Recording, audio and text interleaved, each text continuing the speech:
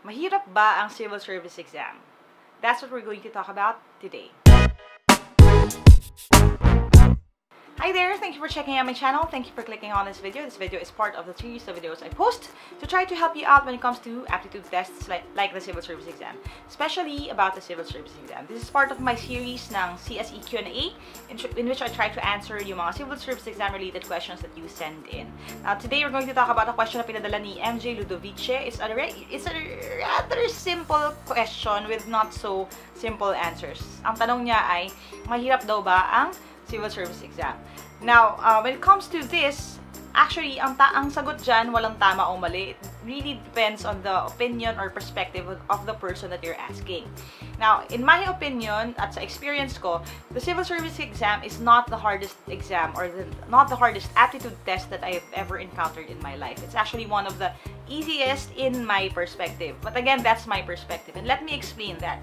I'm not just saying this kasi gusto kong magmayabang sa inyo or nagpapasikat ako sa inyo. It's really not about that.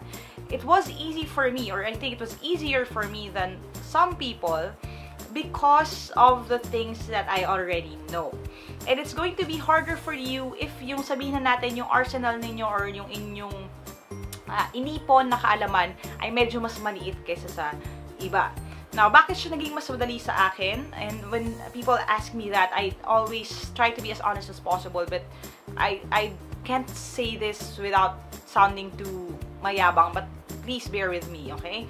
The truth is, when we took the civil service exam, me and my sisters, we really didn't prepare for it. We didn't go to a review center, we didn't buy reviewers, we didn't prepare for that. Kasi nung time na yun, I was already working full-time sa isang BPO, and ang time ko noon was really spent doon sa work. So, ang nangyari lang was that, nung araw ng exam, nag-exam kami, and then we went straight home.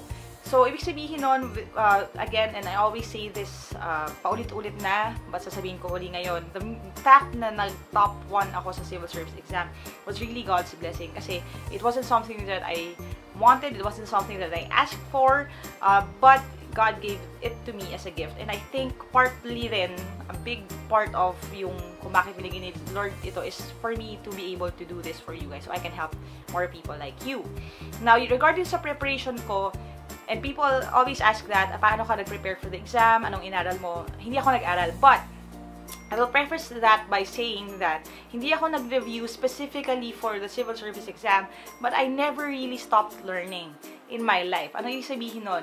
Hindi kasi ako nag-stop magbasa doon sa mga required na reading assignments when we were in high school. Hindi ako nag-stop mag-math dahil wala ng exam.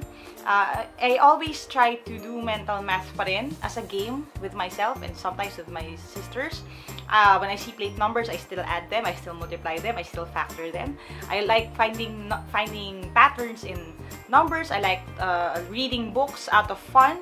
So, ano yung sabihin nun? I really never stopped learning even after I graduated. Now, if you're one of the people na right after na nakapasa or nakapag-march na, and I've heard stories of this from Team Lyqa members again and again, na pagkatas daw nila kasi graduate, hindi na sila lumingon. Parang hindi na ako nagbukas ng libro uli, hindi na ako nagbasa, hindi na ako nag-math uli kasi may calculator naman. If you're one of those people who started forgetting yung lessons, especially galing nung high school or college ka, then the civil service exam may be a little more challenging for you.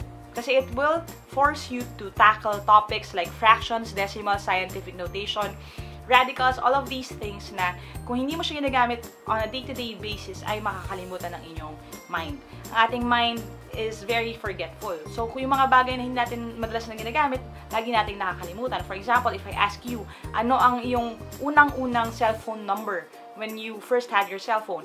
I think not a lot of us will be able to say that. Actually, kahit ako, hindi ko na natatandaan kung ano yung cellphone number ko nung high school ako. Syempre matagal na yun kasi hindi ko na siya ginagamit kaya nakalimutan ko na siya. So if kayo ay nakalimutan nyo na itong mga bagay na to, then the civil service exam may be a little bit harder for you. But that doesn't mean naman na imposible nang pumasa. Ang ibig sabihin lang nun is that you need to study more and you need to refresh your mind even more pagdating sa exam. That's the thing. I want you to think of yung passing rate, which is 80%, as a kind of parang karera. Okay? May finish line ka. Ang finish line mo is to get to 80. Now, if you have never stopped learning since gumraduate ka at nagpatuloy ka at lagi ka nagbabasa and you're always adding words to your vocabulary, you're always practicing math at mabilis ka pa rin mag-arithmetic, then ibig sabihin nun, yung goal mo to 80 ay medyo malapit-lapit ka na to start out. So, kung sa March ang exam and ngayon ay January, medyo maikli na lang yung kailangan mong biyahihin. What that would mean would be a little bit more of study time, a little bit of review, and you will be able to pass the test and even go over that. But, if you are starting at a disadvantage, ibig sabihin, nakalimutan niyo na mag-long division, nakalimutan niyo na kung paano mag-deal with algebra, hindi niyo alam kung anong gagawin sa motion problems or mixture problems. Ibig sabihin nun, yung distance mula sa kung nasan ka ngayon hanggang doon sa 80, which is yung goal natin na passing score, may be a little farther for you kesa doon sa ibang tao. So, siguro doon na pumapasok yung sinasabi na mahirap daw ang exam. And I think one of the reasons kung bakit talaga maraming nahihirapan is nga, again, wala kasing calculator pagdating sa civil service exam. You're not allowed to use the calculator, you're not going to have the help of Google, and you're basically left to your own defenses. Ikaw at yung test paper lang ang maghaharap sa araw na yon. So, that is why I'm doing all of these.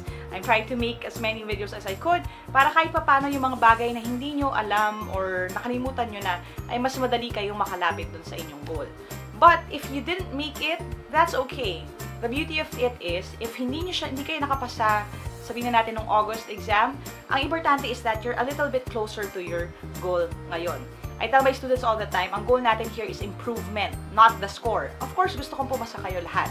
Pero ang goal talaga is improvement. Kasi ang ibig sabihin nun, kung nagsimula ka last year na sobrang layo mo pa sa 80, ang importante medyo mas malapit ka na ngayon. So, ibig sabihin nun, yung hahabulin mo na aaralin mula ngayon hanggang sa araw na exam ay mas maikli na kaysa sa dati.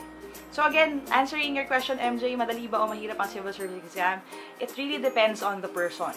If the person is prepared, if sabihin na natin hasa pa yung kanyang utak at excited siya when it comes to these types of examinations, then it can be easier for those people than the ones na hindi na nag-aral or hindi na nagbasa for fun or hindi na nag-practice ng math after nila nakakuha ng kanilang diploma.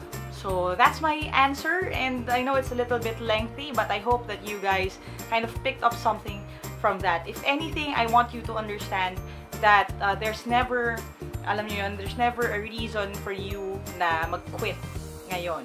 Okay? Again, ang goal is for you to be closer and closer doon sa ating goal na maka-80 ka or at least makalampas ka ng sampa ka ng 80 or even makalampas ka doon sa 80. So, ang goal natin is for you to be closer and closer and closer. So, kung last year, kung ang score mo is 60, kung this year, if you score 75, then you're just 5 points closer na doon sa ating goal. Basta, ang importante is that you keep moving forward and that you value all of these lessons because eventually this will help you pass. So, there's no shortcut when it comes to the civil service exam, especially if marami ka pang hahabulin. And I cannot answer that for you kasi I don't know you guys personally. Hindi ko masasabi kung mataas ba ang score ninyo or papasa ba kayo. Hindi ko masasabi kung magiging madali ang preparation sa inyo. Ikaw lang ang nakakaalam kung nasaan ka na ngayon with regards to your aptitude when it comes to the civil service exam. A good indicator of that will also be yung reviewers. So if you have a copy of the reviewers, maybe that I made or kahit hindi akong gumawa, look at your score there. If na medyo nakakaangat-angat ka na sa kalahati, then that's a good sign. But if sabihin na natin ang score mo is less than half, ang ibig sabihin nun is marami ka pang babiyahihin. And now that you still have a lot of time to do that, you can still try to do that ngayon. And there's no better time to start than right now. So, MJ, I hope that kind of answers your question. And if you guys also were asking that question, sana nakatulong to sa inyo. Again, don't focus on the score itself. Focus on improvement because building up your skills, building up your speed will eventually help you naman talaga to pass not just this exam but yung mga entrance exam when it comes to work. Kasi hindi naman porket may civil service exam kayo makakakuha na kayo ng trabaho right away. Okay? You will still have to take some entrance tests or itong mga employment exams sa iba-ibang mga offices all over the country. And believe me when I say that it's the same questions na naharap ninyo sa civil service exam na magpaparamdam uli sa inyo at iho-haunt din kayo uli pagdating sa employment exam. So, wag niyo munang kakalimutan lahat na natutunan ninyo because I bet you guys, you're still going to need that in the future. Thank you guys for watching. Hope nakatulong yan sa inyo. And if you have any questions like this, you can go ahead and comment down below or reach out to me directly. You can go to www.facebook.com/Team Lyqa to reach out to me, send me a message, send your requests, or if you want to find out kung paano makakuha naman ng reviewers that I made or how to attend one of the live review events or to join the online review program, you can go there then to find those information. I'd love to hear back from you guys. So, as always, welcome lahat ng comments niyo. Thank you guys for watching. Thumbs up na lang if you enjoyed this video and share nyo rin if there are people in your life na nagtatanong din ng same questions sa inyo. Okay? Thank you guys for watching. Aja, kaya niya, never stop learning, and I'll see you in my next video. Bye for now.